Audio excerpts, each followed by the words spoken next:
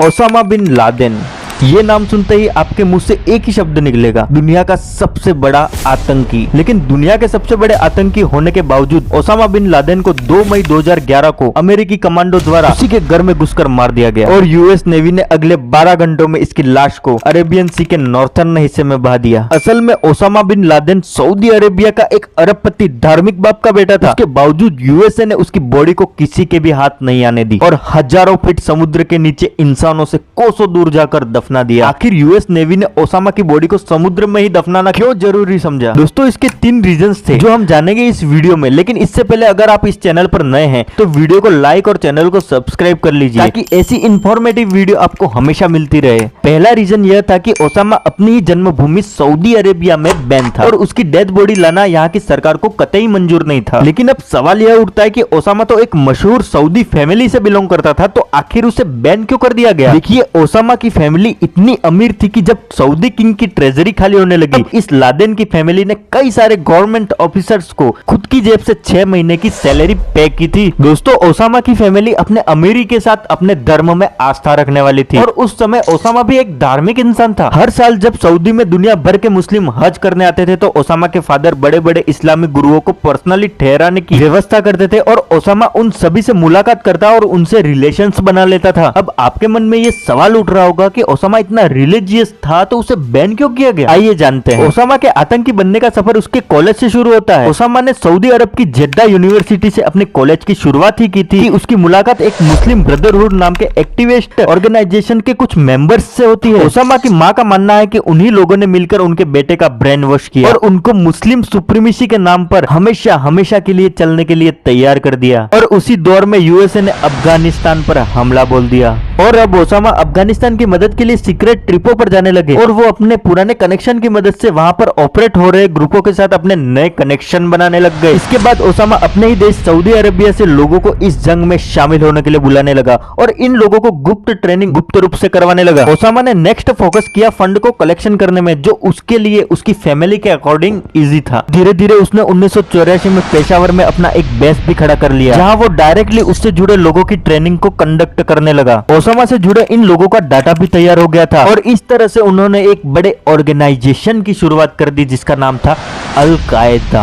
और इसी दौरान मिडिल ईस्ट में इराक के नए लीडर सद्दाम हुसैन ने ऑयल एक्सपेंशन के मामले में कुवैत पर हमला बोल दिया और कुवैत के बाद सद्दाम हुसैन के निशाने पर था सऊदी अरेबिया। और ऐसे में सऊदी अरेबिया मोस्टली मक्का मदीना को बचाने के लिए ओसामा ने सऊदी किंग को एक लेटर लिखा। उसमें ओसामा ने अरेबिया से अपने लोगों को जंग में उतारने की परमिशन मांगी थी। ओसामा जंग की तैयारी कर ही रहा था कि अरेबिया से एक खबर आई, सऊदी ने अमेरिकन को मदद के लिए बुला लिया। अब यहीं से शुरुआत होती है अमेरिका वर्सेस ओसामा। दोस्तों, ओसामा को अमेरिकन की हेल्प बिल्कुल ही मंजूर नहीं थी क्योंकि वो चाहता था कि सऊदी में कोई भी वेस्टर्न इन्फ्लुएंस ना आए और अपने देश में सिर्फ और सिर्फ प्योर इस्लामिक प्रिंसिपल की नींव बसी रहे। और इसीलिए ओसामा के रेडार पर आ गया यूएसए। उसने अपने कनेक्शन का इस्तेमाल किया और एक फतवा जारी कर दिया जिसमें लिखा था कि सभी को अफगानिस्तान जाकर ट्रेनिंग हासिल करनी होगी क्योंकि अपने दुश्मनों से लड़ना मुसलमानों के लिए एक धर्म की ड्यूटी है। और यह कार्ड बखूबी काम आया और फतवा लागू होते ही 4000 से भी ज्यादा लोग सऊदी छोड़कर अफगानिस्तान के लिए रवाना हो गए। ऑफ कोर्स सऊदी को यह बिल्कुल ही पसंद नहीं आया और उसी समय उन्होंने ओसामा पर ट्रैवल बैन लगा दिया। फिर भी काफी चालाकी से एक बार ओसामा ने बिजनेस मीटिंग के नाम पर पाकिस्तान जाने का रास्ता ढूंढ लिया और बस उसी बहाने वह अफगानिस्तान चला गया और कभी भी मुड़कर सऊदी का मुंह नहीं देखा। लेकिन सऊदी ने कई बार ओसामा को मारने की कोशिश की। इनफैक्ट यूएस ने ओसामा की बॉडी को सऊदी को ऑफर भी की थी लेकिन सऊदी ने बॉडी लेने से साफ इनकार कर दिया। दोस्तों, सऊदी के बाद ओसामा की नेक्स्ट राइजिंग जगह थी पाकिस्तान, लेकिन उसे भी ओसामा की बॉडी नहीं मिली। उस समय बराक ओबामा ने कहा था कि पाकिस्तान में लादेन का एक अननोन सपोर्ट नेटवर्क मौजूद है, इसलिए वहां पर तो की बॉडी को देने का सवाल ही नहीं उठता। दोस्तों, चौंकाने वाली बात यह है कि पाकिस्तान के कई नेताओं ने ओसामा बिन लादेन को हीरो और शहीद की उपाधि देकर रेफर किया था और यही था ओसामा के समुद्र में कब्र बनाने का रीजन नंबर 2। यूएसए ने एक गलती पहले की थी और वह वापस उसको दोहराना नहीं चाहता था और वो की थी सद्दाम हुसैन की लाश के साथ। लेकिन ओसामा के मरने से पहले ही उसके बॉडी को दफनाने की प्लानिंग बन गई थी। क्योंकि ओसामा को यूएस आर्मी कमांडर्स ने सिर और मुंह पर गोली मारी थी तो बॉडी का आइडेंटिफिकेशन करना जरूरी था और मिशन कमांडर्स भी इससे कन्विंस नहीं थे। लेकिन उन्हें पता था कि ओसामा की हाइट 6 फीट 4 इंच है, तो उन्होंने अपने अप्रोक्सीमेटली सिमिलर हाइट वाले 6 फीट 2 इंच वाले सोल्जर को साइड में लेटा दिया और हाइट डिफरेंस से ये पता चल ही गया कि वाकई में ये ओसामा ही है। और जब कमांडर ने प्रेसिडेंट बराक ओबामा को ये मैसेज देने के लिए कॉल किया तो ओबामा ने जवाब में ये कहा कि आपके पास $65 मिलियन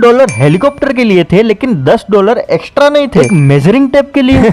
ओबामा के इस जवाब ने स्ट्रेस सोल्जर्स को एक पल में ही हंसा डाला। लेकिन मिशन यहीं पर खत्म नहीं हुआ। पाकिस्तान के एबोटाबाद से बॉडी को अफगानिस्तान ले गए डीएनए लैब आइडेंटिफिकेशन के लिए और करीब 12 घंटे के अंदर अफगानिस्तान से बॉडी को सीधा एयरक्राफ्ट द्वारा यूएसएस कर्ल विजन पर ले जाया गया। मिशन कमांडर द्वारा एक बार फिर ओसामा की बॉडी को री-वेरीफाई किया गया। उसके बाद इस्लामिक रीति रिवाज जैसे नहलाना, व्हाइट कपड़े में रैप करना और लास्ट प्रेयर्स करना, और उसके बाद फाइनली बॉडी को बॉक्स में बांधकर नॉर्थर्न अरेबियन सी में हमेशा के लिए ओसामा बिन लादेन की बॉडी को बहा दिया गया। और ये सब यूएसए ने इसलिए किया क्योंकि यूएसए पिछली गलती से भली भांति वाकिफ था। और वो गलती कौन सी थी, आइए जानते हैं। दोस्तों, 9/11 अटैक के बाद जब यूएसए गवर्नमेंट ने इराक के प्रेसिडेंट सद्दाम हुसैन को टेररिस्ट को केमिकल व बायोलॉजिकल वेपन सप्लाई करने का आरोप लगाया, और उस वक्त सद्दाम हुसैन को रोकना बहुत ही इंपॉर्टेंट हो गया। उसी समय यूएस ने एक एयरक्राफ्ट अटैक को लॉन्च करके सद्दाम हुसैन को कैप्चर कर लिया। और उसके बाद इराक की नई सरकार ने सद्दाम पर कोर्ट केस स्टार्ट कर दिया और फाइनली 2006 में उसे फांसी की सजा सुना दी गई। फांसी के बाद यूएसए खुद सद्दाम की बॉडी को उसे इराक ले आया। अब इस्लामिक मान्यताओं को रेस्पेक्ट करते हुए यूएस ने उसकी बॉडी को उसके जन्म स्थान टिकरित में दे दी, जहां पर फाइनली उसे दफन कर दिया गया। लेकिन इस टाइम टिकरित में 4 दिन का कर्फ्यू चल रहा था। उसके बावजूद भी लोग उसकी मौत के खिलाफ सड़कों पर उतर आए और दंगे करने लगे। और उस दिन के बाद सद्दाम की कब्र ईरान की पब्लिक के लिए तीर्थ स्थल बन गई, जहां पर आज भी सद्दाम की लाइफ को सेलिब्रेट किया जाता है। और यही चीज यूएसए ओसामा की बॉडी के साथ नहीं होने देना चाहता था, वरना मरने के बाद भी वह टेररिज्म का सबसे बड़ा मोटिवेटिंग सिंबल बन जाता। दोस्तों, अब आपके दिमाग में ये सवाल आ रहा होगा कि ओसामा की बॉडी को समुद्र में ही क्यों डाला गया, इसे जला भी तो सकते थे। तो आइए इसे भी जानते हैं। दोस्तों, ओसामा को दफनाना तो आउट ऑप्शन था, लेकिन दूसरा तरीका था उसकी बॉडी को जलाना। लेकिन ये भी इम्पॉसिबल था क्योंकि इस्लाम में बॉडी को जलाना डिसरेस्पेक्टफुल माना जाता है। और यही था इसका थर्ड रीजन। देखिए, बेसिकली इस्लाम में किसी की मौत के बाद किसी को जलाना तो दूर की बात, लेकिन किसी की बॉडी को जलते हुए देखना भी अलाउ नहीं है। और इस्लाम में इंसान के मरने के बाद 4 मुख्य स्टेप होती हैं, जो डेथ के 24 घंटे के अंदर ही होनी चाहिए। जिसमें सबसे पहले बॉडी को नहलाना, फिर सफेद कपड़े में लिपटाना और तीसरा प्रेयर करना, और सबसे लास्ट में बरी करना होता है। और इसमें बॉडी का सिर मक्का की तरफ होना चाहिए। लेकिन अगर कोई मुस्लिम समुद्र में ट्रैवलिंग करते हुए मर जाता है और उसे 24 घंटे में लैंड पर लाना मुमकिन नहीं है, तो ऊपर की 3 स्टेप को फॉलो करके समुद्र में उसकी बॉडी को प्रवाहित की जा सकती है, जिसे सी ब्यूरियल कहा जाता है। और इसी प्रकार यूएस ने इस्लामिक रीति रिवाजों से ओसामा की बॉडी का सी ब्यूरियल किया था। लेकिन इसके बाद भी कई लोगों का यह कहना था कि अमेरिका इस सी ब्यूरियल से मुसलमानों को नीचा दिखाना चाहता था। खैर, यह था ओसामा बिन लादेन के बॉडी को नहीं दफनाने और सी ब्यूरियल का रहस्य। दोस्तों, वीडियो अगर अच्छा लगा हो तो वीडियो को लाइक कर दे और चैनल को सब्सक्राइब करना ना भूलें। मिलते हैं किसी और वीडियो में ऐसी जानकारी के साथ, तब तक के लिए अपना ख्याल रखें। जय हिंद, जय भारत।